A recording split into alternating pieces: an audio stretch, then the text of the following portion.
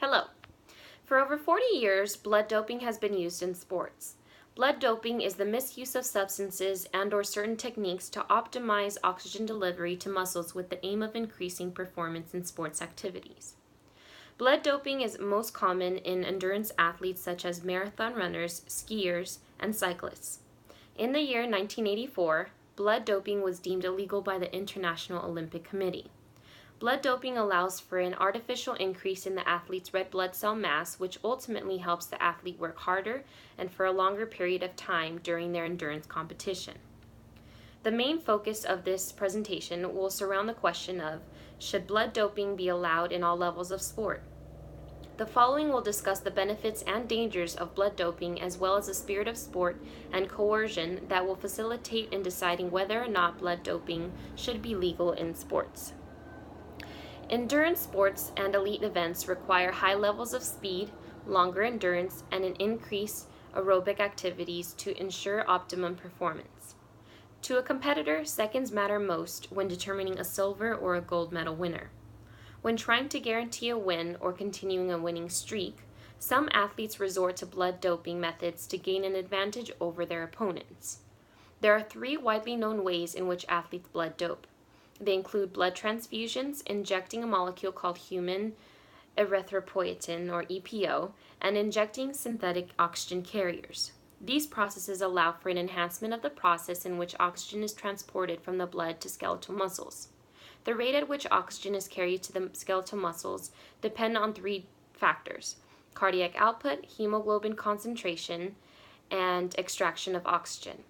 Blood doping allows for a manipulation in the cardiac output by increasing the levels of hemoglobin in the bloodstream. Hemoglobin is responsible for carrying oxygen throughout the body. If the concentration of hemoglobin is increased, then more oxygen will be delivered to the athlete's muscles, which will ultimately significantly aid in the improvement of his or her performance. Again, this will lead to an athlete being able to work harder and for a longer period of time. Although blood doping can greatly benefit an athlete, it is imperative to note the health risks and side effects of these practices. Blood doping can lead to an increase in blood viscosity. This can be dangerous because an athlete's blood can become too thick to travel efficiently throughout the body.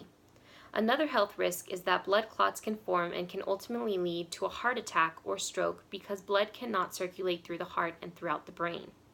Blood doping can also lead to allergic reactions that will lead to fever and shock, flu-like symptoms, impaired immune defense systems, mechanisms, and organ failure. In viewing the decision the International Olympic Committee made on making blood doping illegal, we can discuss the spirit of sport, which involves a mutual quest for excellence between competitors. This quest for excellence involves players being tested in intense competition, gaining intrinsic rewards, and learning about themselves after overcoming challenges.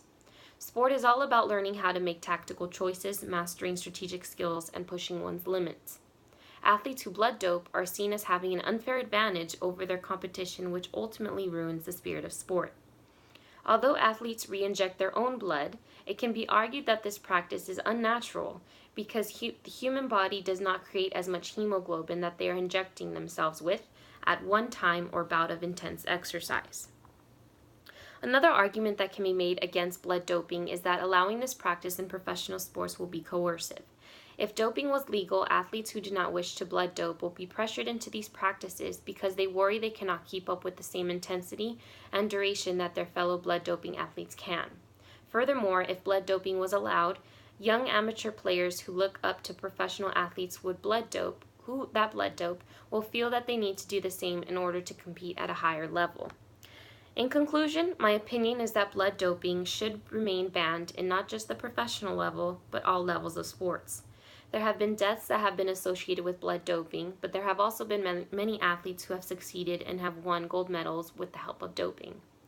Although blood doping can greatly affect the performance of an athlete, there are many health risks associated with these practices.